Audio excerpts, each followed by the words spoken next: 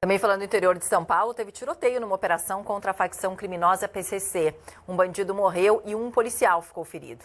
Entre os 6 presos está um influenciador conhecido como Diabo Loiro. Sobre isso e sobre essa operação, a gente conversa agora com André Pereira Santos, especialista em inteligência policial e segurança pública e presidente da Associação dos Delegados da Polícia Civil de São Paulo. Obrigada por conversar com a gente, André. Vou começar falando um pouquinho dessa operação que aconteceu no interior e também dessa reportagem que a gente estava vendo aí do Rodrigo Hidalgo, ou seja, mais uma operação em curso.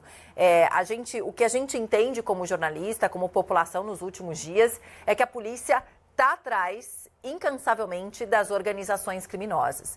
Queria que você analisasse para a gente como é que está esse caminho de ir atrás e quais são ainda os grandes desafios que a nossa polícia aqui do país enfrenta nesse quesito. Boa tarde e bem-vindo por aqui. Boa tarde, Paula. Boa tarde à audiência da Band News.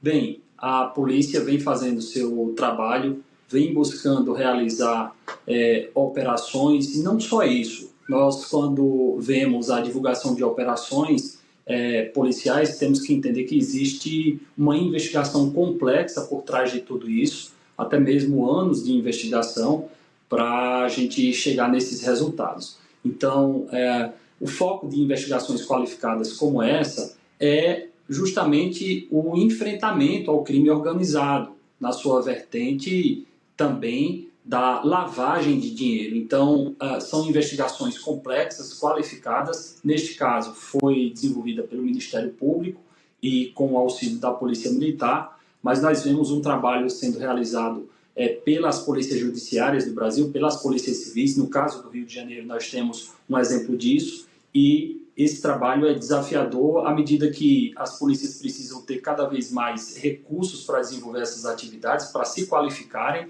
e também terem ferramentas do ponto de vista legal, de lei, de legislação, que possa dar garantias para essa atuação. Aproveitando também que a gente veio da reportagem do Rodrigo Hidalgo, que fala dessa operação e apreensões de camisetas autografadas pelo Neymar, enfim, o que me passou pela cabeça em primeiro momento, diferentemente de muita gente, né, falou, mas aí sei lá que o Neymar é amigo e tal, na verdade, e ele não está nessa operação, ele não está como indiciado nada, mas o que me passou pela cabeça para você conseguir uma camiseta autografada do Neymar, é que eles estão muito mais próximos da gente do que a gente imaginaria, ou seja, eles podem estar frequentando campos de futebol ou lugares que todos nós estamos frequentando hoje em dia. Essa sensação que eu tenho é a realidade realmente? Olha, muito importante esse aspecto. De fato, isso é verdade.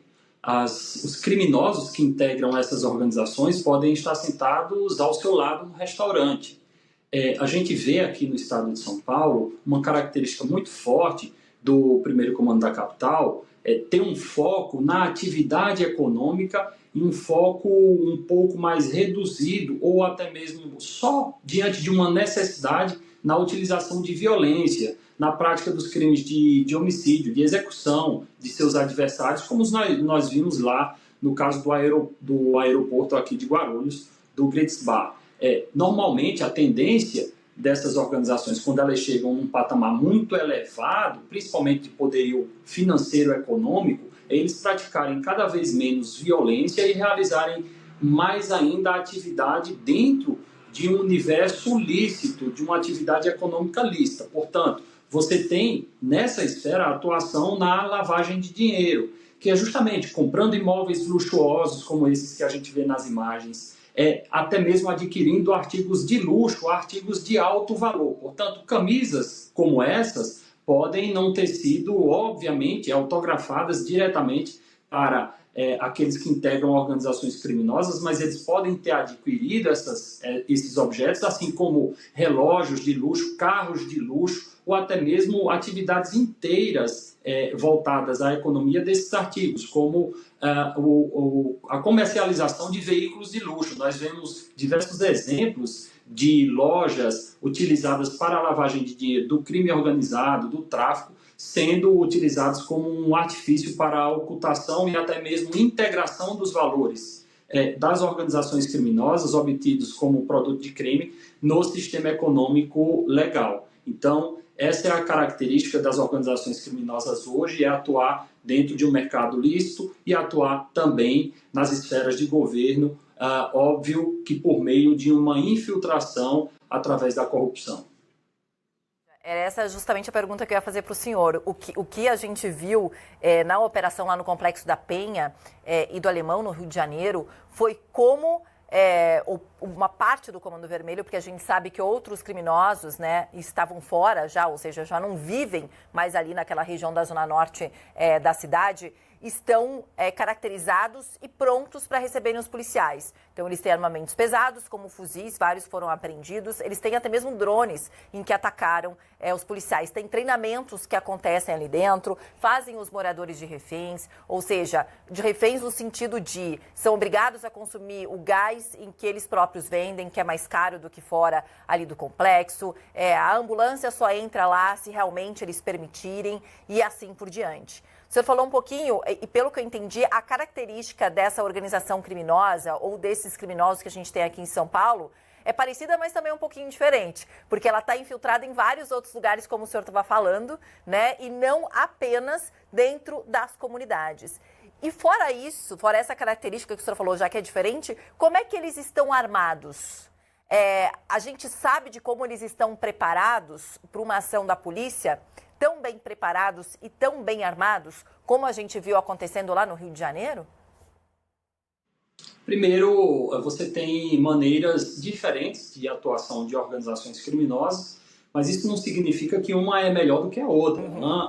Todas elas realizam atividades criminosas que trazem prejuízos gigantescos para a população e todas elas são extremamente violentas. É óbvio que elas não utilizam recursos legais para resolver os seus conflitos. O conflito é resolvido com a execução, com a morte dos seus adversários e com a morte daqueles que estão realizando o enfrentamento, como as autoridades policiais, como no caso do Dr. Rui, aqui no estado de São Paulo. Então, no caso do Rio de Janeiro, nós temos áreas conflagradas. O que seria isso? São áreas totalmente dominadas, territórios em que o crime organizado faz valer um poder paralelo. Ali quem manda são as organizações criminosas, portanto, até mesmo a prestação de serviços básicos para as pessoas que moram naquela comunidade, que são, na sua esmagadora maioria, pessoas de bem, trabalhadores,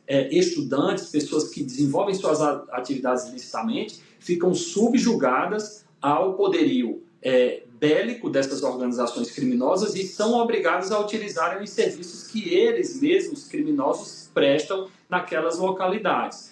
Um pouco diferente é aquilo que ocorre aqui no estado de São Paulo. Nós não temos uma perspectiva de área conflagrada da magnitude que nós temos no Rio de Janeiro, mas nós temos a infiltração das organizações criminosas em estruturas lícitas, em atividades econômicas, como no caso da exploração dos postos de gasolina e até mesmo distribuição dos insumos para o abastecimento dos nossos veículos, álcool, gasolina, enfim. Então, existe uma infiltração do crime organizado em diversas esferas, né, tanto da iniciativa privada quanto da iniciativa pública. E eles estão sempre muito bem armados para fazer frente ao enfrentamento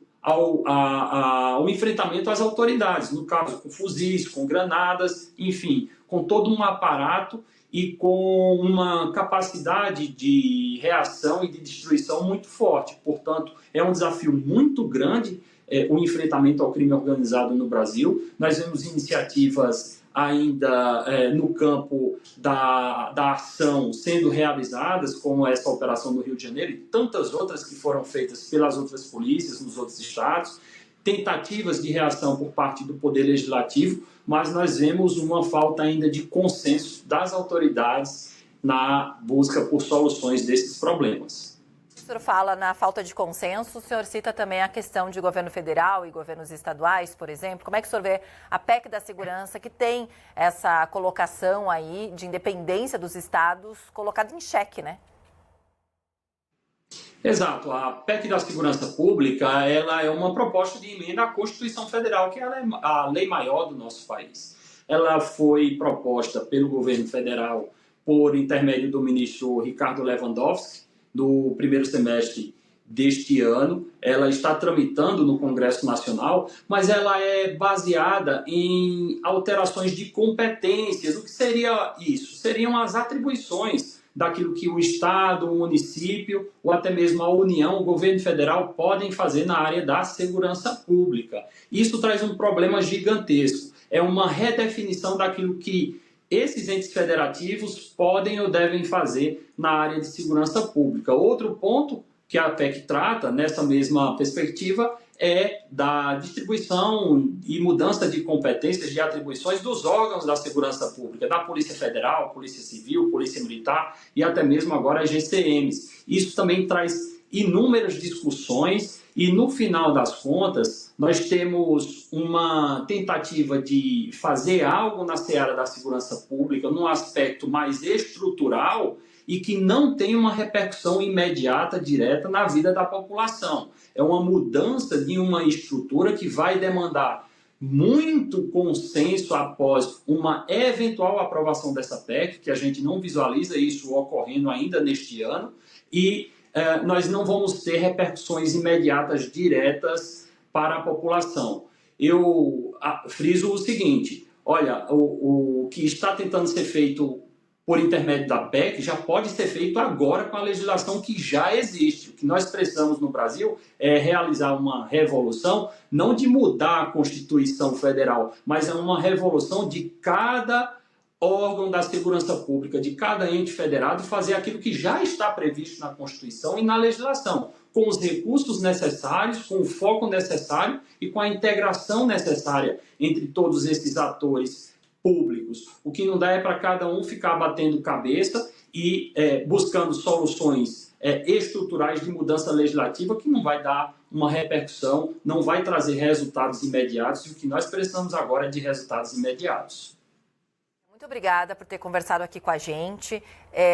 De certa forma, essa mega operação que aconteceu no Rio de Janeiro e toda essa discussão trazem à tona de novo a discussão da segurança pública, que é muito importante, porque nós estamos todos cansados, né, de conviver com essa insegurança todos os dias, do mínimo furto, né, ao você estar em casa e ser abordado, enfim, de todas as formas como o crime acabou crescendo, né, no país, e a gente ficando reféns e presos, né, deles, enquanto eles muitas vezes soltos aí pela rua. Então, que bom que pelo menos veio essa discussão à tona nesse momento, para todo mundo discutir e o quanto antes nos dá a segurança, dá para vocês os artifícios que vocês precisam para os trabalhos, é claro, para garantir também a nossa segurança. Obrigada por ter conversado com a gente, viu, André? Bom fim de semana para você. Eu que agradeço pela oportunidade. Um grande abraço.